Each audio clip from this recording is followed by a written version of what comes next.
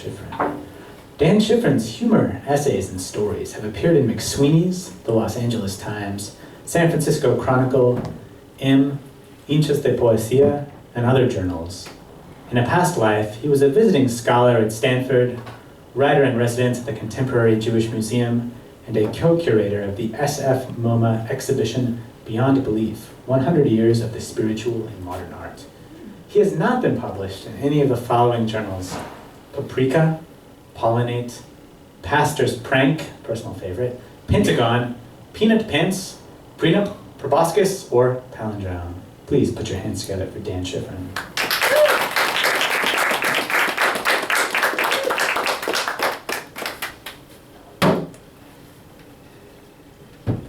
Just a quick update to my bio. I've also not been published in Picayune, Passamaquoddy, Penelope, and Panache. Just wanted to make that clear. Okay, so I'm going to read a story.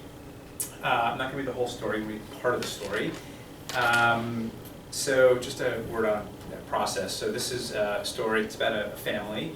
It's about family and storytelling. And the story is composed of a series of these modules or vignettes or storylets. I'm not exactly sure what to call them. I know what the first one is, and I know what the last one is. And in the middle, there's dozens of them that I'm constantly still moving around and trying to figure out what does it mean to tell a story about a family kaleidoscopically, and what does it mean to tell that story with pieces that could be moved around. So, in other words, it's like walking through a house and meeting people. Does it matter the order in which you meet them? Does it not matter? What really matters about those stories? And so every time I kind of present this or read it, I read it in a different order. So it's kind of an experiment for me to try to understand how these pieces come together. So I'm going to start. It's called Forget Me Not. First one, Rock Around the Clock. The rabbi at the funeral. No one knows God's plans. No one can even see his or her face. Even when Moses, desperate for the truth about God's essence, asked God to finally reveal thou self, he was told, no one can see my face and live. But God compromised just a little bit, offering a vision of his or her back as God moved between the rocks in the desert. The rabbi looked to be 30, dressed in a tan suit with a sharp maroon tie. Not exactly hip, but not your grandfather's father either. Grandfather's rabbi either. My father turned to me and whispered, he's one of the new kinds, you know. God could be this, God could be that. We don't have these in Florida. He leaned back, satisfied with his rabbinic analysis, and took out some gum. And so it is with his family, a family of survivors, wondering how to make sense of Julianne's passing in this way. Some of you said to me yesterday, maybe I never knew her at all. How could I not have seen this coming? And I echo what Celine offered during her remarks when she said, after everything Julianne did for me, taking me in when my mother passed, and paying for college, and putting all of her recipes online so I could make her cheesecake and blintzes when I was in England, there was still a part of her I clearly would never know, who could be capable of ending her story this way. And so I offer you the following. You can't truly see a person from the front, or even from the side. You can only see him, or her, from the back, as they pass between the rocks of mortality and consciousness. Then, and only then, is it safe to look. When the rabbi finished the eulogy, my father took off, his belly too big for his skinny legs, the tie already unnoosed and stuffed into his jacket pocket, turning his phone on as he went. He made a beeline for the rabbi, who had one hand each on the backs of Aunt June and Aunt Gotcha, nudging them out to the sanctuary and into their sad new life. My father put his arm around Aunt June, who put her head on his shoulder as they moved toward the black beast parked outside. The only thing you didn't say, Rabbi, was that Julianne was a beauty, a real beauty. The rabbi nodded as he let my father open the limo door. I'm telling you, when I met her at that dance in 1954, she could stop a clock. Scrap. There's nothing holier than the family scrapbook, that heavily curated volume of photos and memories that makes its appearance at big life cycle events. Families differentiate themselves by where they keep the book. Who hides theirs under the bed? The family afraid of its past, but willing to grab it first in an emergency. And who keeps it open on the coffee table 24/7? The tribe with no patience left for new stories. And in the kitchen, filed alongside handwritten cookbooks from the old country, the last place a robber of memories would look? That's us, hiding in plain sight. To be honest, we actually have two sets of books, both kept in the kitchen. The first one any legitimate family member might take down during a reunion, passing it around, or, in recent years, bringing it to Julianne on the couch as she soaked it all in. The beach pictures and newspaper authenticated successes. Each year talking less and fidgeting more, her rings going round and round on stubbier fingers. But this year I took down the second one, the one no one dared look at, floating above the cinnamon, thyme, and vitamins, hidden behind Jell-O molds of the future and the gluten pandemic resource book, and sat with it on the macrame-covered cart table near the defunct TV in the living room. My father would never allow anyone under 40 to see this book, so while he was outside talking Florida with Sally, I once again unearthed the jagged pottery of truth from the inside cover of the faux leather volume, where it had been folded almost into oblivion. County Statesman, July 17, 1979. Julianne Spark, whose bright good looks made her a Broadway star and then an advertising icon for freshly bred, has been released from Eastern Hospital after what her family calls a depressive episode following the recall of all freshly products from the American and Canadian markets. Known worldwide for her peppy delivery of the company's motto, "You can squeeze it forever, but it always stays fresh," Ms. Spark was devastated after the company's breads and muffins sickened dozens of kids across the Midwest, causing the death of 2 siblings in one home in Lansing, Michigan. Although she had no operational role in the company, Ms. Sparks was said to have taken the deaths personally and resigned from her role as co-chair of the Children's Performance Alliance. Although she hasn't spoken directly to the press about the events, Ms. Sparks did tell CBS Radio, "I have recently adopted my orphan cousin Celine and want to spend my time raising her." Aunt Gotcha. Back at Aunt June's house after the funeral, Aunt Gotcha sits on the purple divan, feet up, talking to the wind.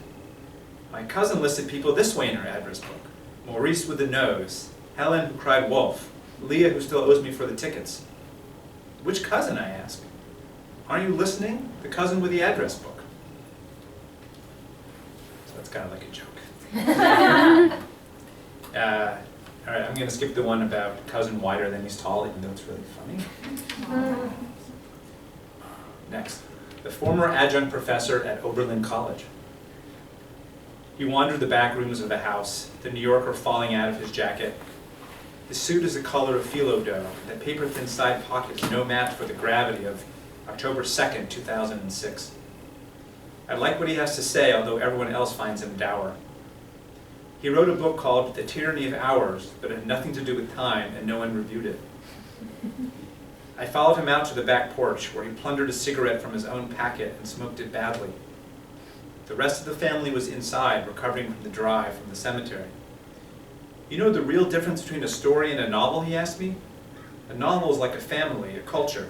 So many voices, so many threads. It's huge. You know it will survive after you've finished it. He breathed in too hard, coughed, then flicked the ash into the wind. It came right back at him like an angry bee. But the short story is the life of a person. You just get to know it, it just gets to know itself, and then it ends. Rachel Ann Sally Gonzaga Klein. She was doing everything she could not to talk about the will. No matter what she got, it wouldn't be enough. Julianne's porcelain polar bears, now orphaned, were staring her down from the mantel. She knew just where they belonged in her enormous, freezing apartment in Boca. It happened that she's the mother of the former adjunct professor, but this is mostly irrelevant. What's relevant are her names, a fist's worth, held together by hyphens and avarice. Her son, by contrast, could hardly afford one, and now went solely by Adolfo. I'm not reading about Uncle Benchmark, who parks his Lexus across 2 spots at Walgreens. Aunt June with her gobble gobble slippers, I'm sorry. Julianne, who thinks garbage men are from KGB, sorry. And Fruitcake with her avocados, the Nobel Prize list, this is good stuff, I'm so sorry. The defection of Martin Zacher, the name like a ray gun, the new cousin from Alaska, and finally, I will not read Julianne's debut or a previous stranger. Are those all just like blank pages? What do you like to know? It's a lot of blank pages. Ferguson is a really good one with some funny jokes at the end, but we just don't have time. We do have time for clockwork. If you could take the family apart, removing the face of it to see what lived inside, it would look like a clock.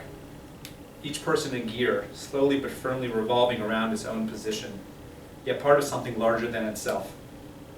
How the gears all move in different directions, while the hands of the clock finger the hours in circular perfection, is a mystery that only becomes clear when you flip the whole thing over, opening it up with a sharp pencil and some really good light. Forgiveness. 6:30. The moment when the big hand swallows the little hand, everything pointing down, down, down. I'm in the basement watching the grandfather clock take his cruel walk around the face of time. With my back to the door, I ask the rabbi's forgiveness as I reimagine his words onto the half sheet of mimeograph paper offering directions to the gravesite. You can't know a family from the past. You can't know a family from the front, or even from the side. You can only see it from the back, as it lumbers from ritual to ritual, unknowing and exposed. Then and only then, safely hidden in the basement, is it safe to look. I'm hypnotized by the pendulum swinging back and forth inside the lead crystal window. When I was a kid, I would sit here for hours, reading and watching, certain that if I ever flicked open the lock and put my hand inside, it would wither and die, like that scene in Dune when the hero plunges his hand into the witch's dark box and is electrified almost till death. When I was 14, cousin Celine kissed me in this room. For 20 minutes, my teen erection throbbing and failing in cycles of love and shame, till she finally thrust her hand down my pants. Eventually dinner was called, and we emerged guilty, useless, and late. This ritual was repeated each year, although we never again had the guts to congregate so baldly in front of the grandfather clock, until... See my back. Each year, Celine and I started up again, in a different room, in a different register. Last year, after the incident with a boyfriend with a knife, which I didn't read, I found her sitting cross-legged in front of the birch tree, riveted by Jared's wound. "What?" she said. I shrugged. "How's the TV gig?" She accordioned herself up and brushed the leaves from her behind. I always forgot she was taller than me. She narrowed her eyes and took off my glasses. "Stop looking at me like that." 5 minutes later, we were splayed out over 100 pairs of shoes in Aunt June's closet, but not before I forced her to put on and then take off a pair of alligator skin boots that belonged in my aunt's closet the way Julianne belonged in a pine box. "The host of my show wears shit like this," she said. "I'd rather wear flats and be the producer." "You're too mean to be a host anyway," I said. Just then we heard someone opening the door to the bathroom next door, and she covered my mouth with hers. But as I said before, that was last year. This year, Celine found me much sooner, coming up from behind as I stood in the basement staring at the clock. She took off my glasses. "Guess who?" "Cousin Idiot," I ventured. She turned me around, putting on a ridiculous blank face like Aunt Gotcha's Palooka nephew. "Oh, how's it going?" She mimed drinking beer. "Great, you?" "Okay, I guess. I called off the girlfriend." "Why? What'd she do?" "Does she fuck like a therapist?" "She was your therapist." "Don't tell me what to do." This was the first time we had spoken since our shovels clanged against each other's over the pit at Home of Eternal Peace. Celine took me to the lazy boy and sat on my lap. I was horny from loss and rugelach and didn't even want to lock the door. "I'm hungry," she said, before rubbing her knuckles on my chin, by far my best feature. "You didn't even shave." "You're always hungry," I said. "You should cook less and eat more." Celine pinched her own cheeks, then took a deep breath. "I should have come back from England last month." She made herself cry a little, then got up to check the door before sinking to the ground, wiggling out of her clothes, her chin resting on the sand-colored Berber rug. I made my usual last-time promise before grabbing at her low-fat hips, wondering at the sprinkling of freckles whose existence until then had somehow been unknown to me. Here we performed our frenzied waltz, staring at the bearded face of the grandfather clock, as it lorded over us its intricate, unreadable, and coldly beautiful numbers. Aunt Gotcha's brother-in-law had just arrived with the dessert. We had all the time in the world, but satisfaction eluded us. We hadn't expected the clock to chime so loudly. And at the first dong, Celine yelled and turned around, her face flushed past recognition, eyes wild with cheesecake and regret. Generosity. My first novel was a total failure. I mean that it wasn't even published, causing me to develop ever more complicated explanations for my writing at successive family reunions. I confided recently to Adolfo that the only thing worse than not publishing a novel is having to explain to family members how one is still a novelist, even if that novel has yet been published. The only person who understood, truly understood, was Julianne. I'm still a dancer even though my knees are like tongs in a fire, she told me once, as she patted my hands to a Latin rhythm, both with watching the fake fireplace flicker to life on a cold Sunday afternoon. In recent years, when I would visit her in Aunt June, when I had magazine assignments back west, Julianne was convinced I was a spy for the Theater Guild, or perhaps the legal department for Freshly. When I arrived, she pretended to have tuberculosis, coughing loudly in my direction. But she would let down her guard when I read her a poem, or played some old show tune on the phonograph, and she would tap my hand again with her light fingers. After a while, she would sit erect on the edge of the cushion, then point to a picture of her and Celine in matching winter gear up on the slopes. Have you met my daughter? She once carried me down the mountain when my knees buckled. I never expected that. After all these years, her hair was still black as a teenager's. Cousin Len died. Sorry, but it's not for tonight. Exit strategy. On the way in, everyone gathers in the kitchen. Grapes, hummus, dolmas, salmon skin sushi. But on the way out, we mass at the doorway, every conversation begun in recent hours turning in on itself as we press at the membrane holding us all together. Time stops here. Space expands. We say goodbye as more and more of us squeak up the tiles in our choreography of not leaving.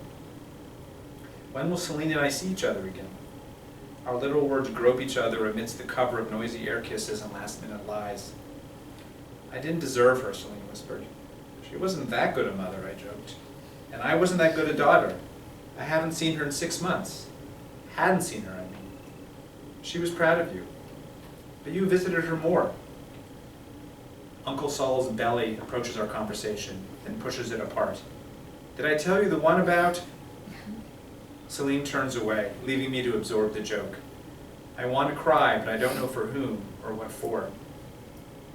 Aunt Gotcha waddles out the door. She's always the first to arrive and the first to leave, and Celine pretends not to see me anymore.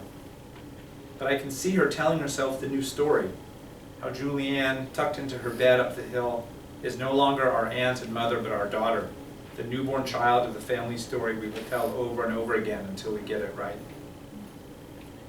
We exile ourselves to our cars as the breeze, having followed us from the windy cemetery, rushes us in great loving strokes. I pull out of the neighborhood, but take the wrong exit onto the expressway. Unlike the funeral procession, when we tempt death by blowing through the intersections, no one follows me. I'm alone now on the old access road, doubled back against the traffic of every living cousin. For a moment, everyone has forgotten to hide, and I can see their naked faces head on. Let me tell you a story, I say. Thank you.